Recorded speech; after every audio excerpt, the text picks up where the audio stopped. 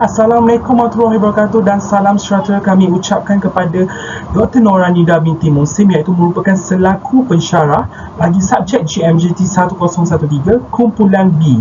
Kami daripada kumpulan 3 akan melakukan perbentangan mengenai isu permasalahan pandemik COVID-19 di Malaysia.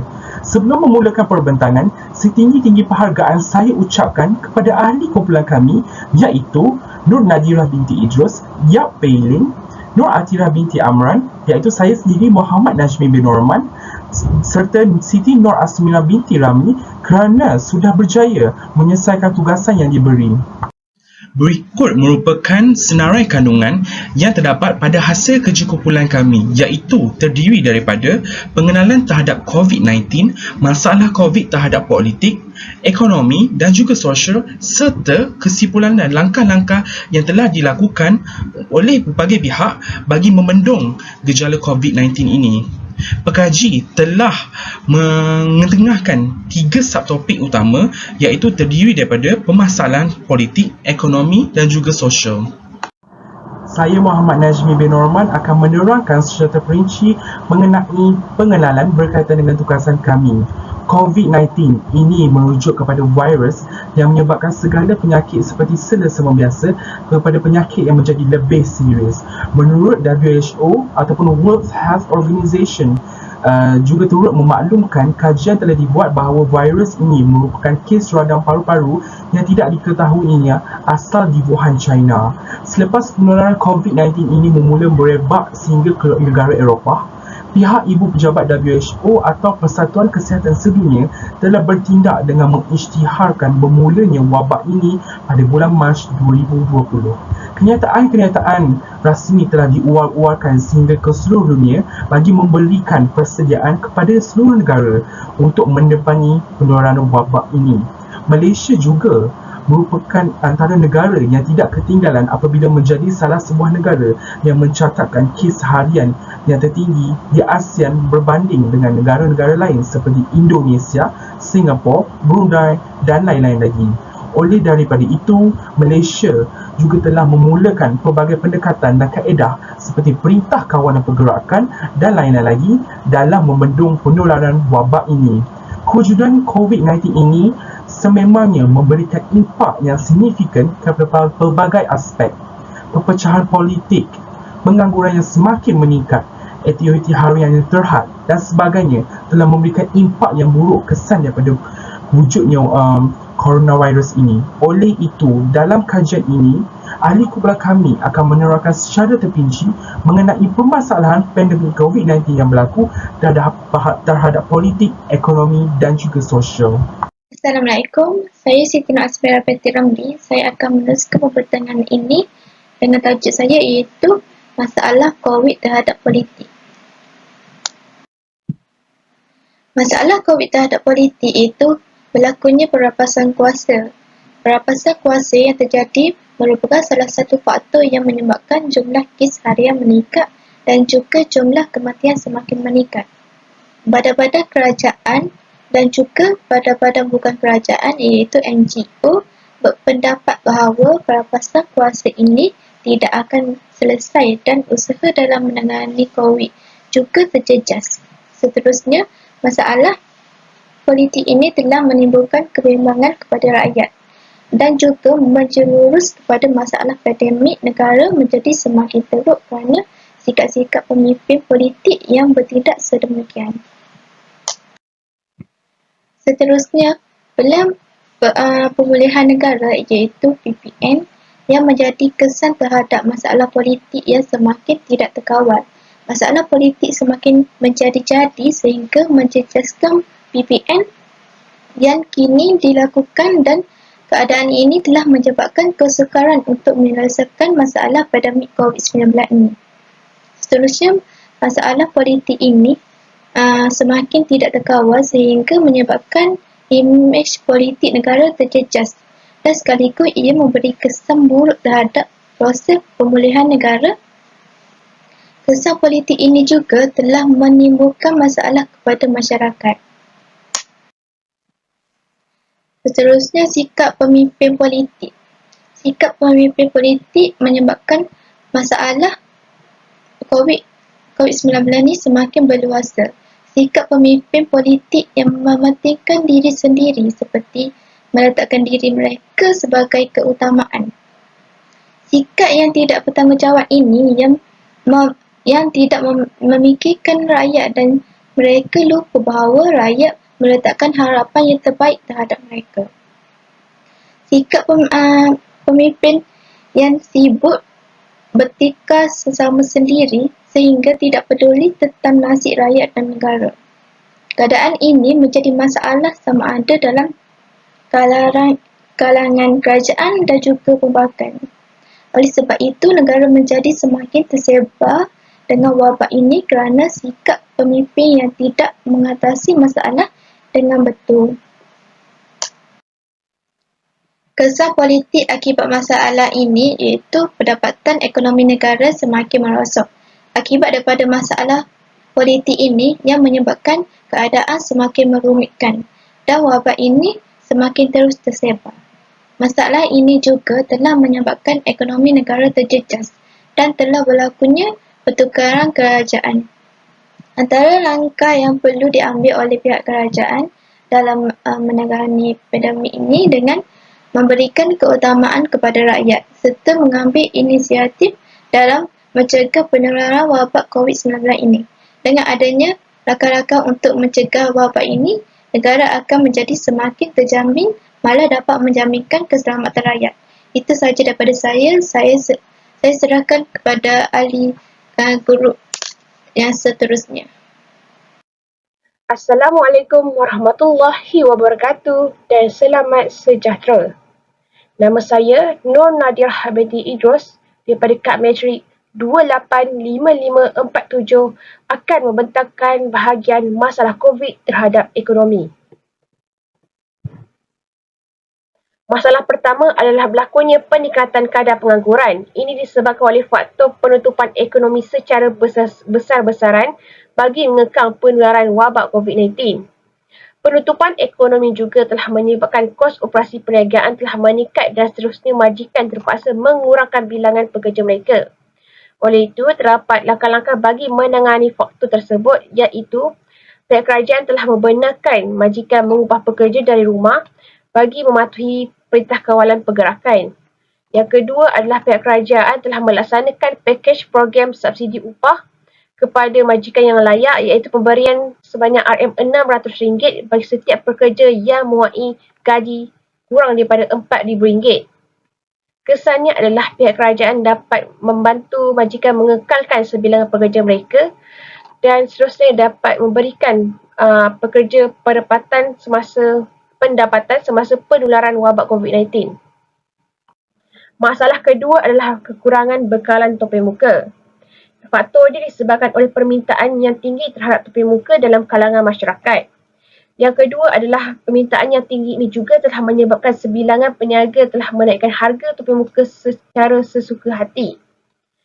Langkah-langkahnya adalah pihak kerajaan telah menambah bilangan pekerja asing bagi meningkatkan pengeluaran topeng muka. Yang kedua, pihak kerajaan telah meletakkan topeng muka di bawah Perintah Kawalan Harga 2009. Kesannya, pihak kerajaan dapat membekalkan topeng muka secara mencukupi kepada hospital kerajaan dan swasta. Masalah berikutnya adalah risiko peningkatan hutang negara. Faktor dia adalah pihak kerajaan terpaksa mengeluarkan perbelanjaan bagi menangani isu wabak COVID-19. Kedua adalah penutupan sektor ekonomi juga telah menjejaskan pendapatan negara. Oleh itu, terdapat langkah yang dijalankan oleh pihak kerajaan bagi menangani faktor tersebut iaitu yang pertama adalah pihak kerajaan telah melaksanakan pakej rangsangan ekonomi dan pelan pemulihan bagi mengurangkan kes wabak COVID-19 di Malaysia. Kesannya adalah pihak kerajaan dapat membekalkan vaksin secara besar-besaran kepada masyarakat. Yang kedua adalah pihak kerajaan dapat menambah kelengkapan perubatan hospital. Yang ketiga adalah pihak kerajaan dapat memastikan industri kecil dan sederhana dapat terus beroperasi di pasaran. Masalah terakhir adalah kuasa beli masyarakat merosot. Ini disebabkan oleh faktor mereka telah kehilangan sumber pendapatan akibat diberhentikan kerja oleh majikan mereka. Yang kedua adalah berlakunya inflasi di kawasan bandar dan luar bandar disebabkan oleh peningkatan harga barangan semasa penularan wabak COVID-19. Oleh itu, terdapat langkah-langkah bagi menangani faktor tersebut, iaitu yang pertama, pihak kerajaan telah menyediakan bantuan seperti bantuan prihatin rakyat dan pemberian subsidi upah kepada majikan yang layak. Yang kedua adalah masyarakat mula beralih ke pekerjaan baru seperti penghantaran makanan yang merupakan pekerjaan yang amat diperlukan semasa penularan wabak COVID-19. Oleh itu, pihak kerajaan dapat meningkatkan kuasa beli masyarakat dan seterusnya dapat memacu perkembangan ekonomi. Secara keseluruhannya, terdapat proses modernisasi iaitu berlakunya perubahan bagi meningkatkan taraf kehidupan masyarakat di negara Malaysia. Terima kasih kepada Nur Nakira ke atas pembentangan dia. Selamat sejahtera dan nama saya Laya Pening. Hari ini saya akan meneruskan pembentangan dengan tajuk saya iaitu masalah COVID terhadap sosial. Penularan wabak pandemik COVID-19 di Malaysia telah menyebabkan Kementerian Malaysia menjalankan Perintah Kawalan Pergerakan PKP ataupun MCO iaitu Movement Control Order. Pelaksanaan ini dimulai pada 16 Mac 2020 tahun. Tujuan pelaksanaan PKP di Malaysia adalah bagi membendung wabak pandemik COVID-19 dalam kalangan masyarakat di Malaysia dan juga yang penting untuk mengelakkan interaksi seseorang dengan orang lain. Ini juga boleh dipanggil dengan penjarakan sosial iaitu social distancing. Penjarakan sosial dijalankan dalam kalangan masyarakat di Malaysia supaya dapat mengawalkan dan mengelakkan jangkitan COVID-19 di Malaysia. Selain daripada itu, pelaksanaan PKP juga telah menyebabkan penutupan semua sekolah, college, universiti, pusat sukan dan sebagainya. Tetapi kecuali kedai perkhidmatan asas di Malaysia kerana rakyat juga perlu memberi barangan harian untuk kehidupan mereka. Penutupan sekolah dan universiti di Malaysia telah menyebabkan struktur pembelajaran di Malaysia berubah, iaitu di mana pandemik COVID-19 telah menyebabkan pensyarah dan pelajar tidak mampu menjalankan proses pengajaran dan pembelajaran secara bersemuka. Oleh itu, hal ini telah menyebabkan pensyarah dan pelajar terpaksa menjalankan proses pengajaran dan pembelajaran secara atas talian iaitu dipanggil online learning. Proses ini tidak akan berhenti walaupun berlaku penutupan sekolah dan universiti.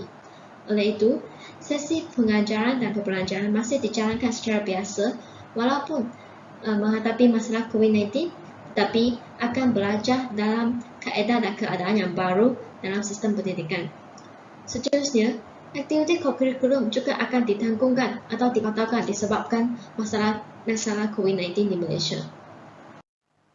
Bukan sahaja aktiviti kurikulum dibatalkan dan dilarangkan, Majlis Keselamatan Negara juga telah menyelenggarakan segala aktiviti-aktiviti yang tidak dibenarkan dan dijalankan semasa pelaksanaan PKP di Malaysia.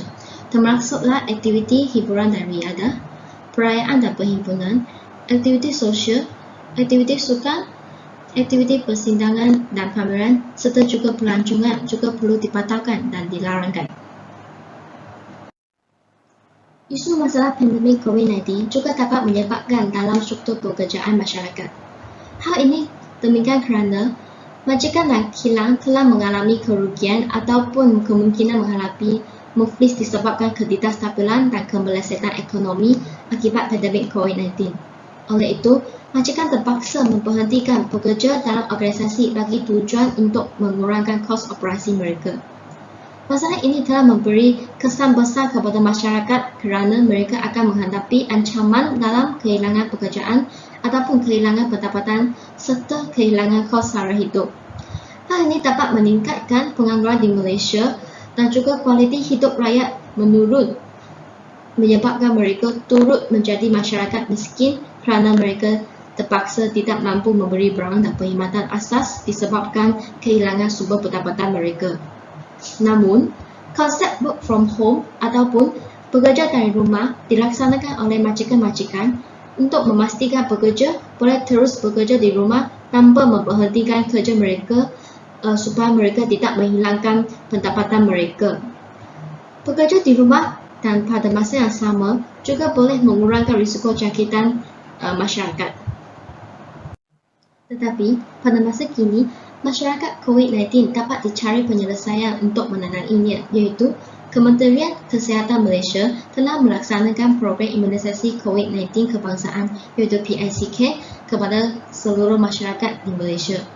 Apabila masyarakat melengkapi 2 dos vaksin, mereka akan menerima sijil vaksinasi dan juga rencana imunisasi.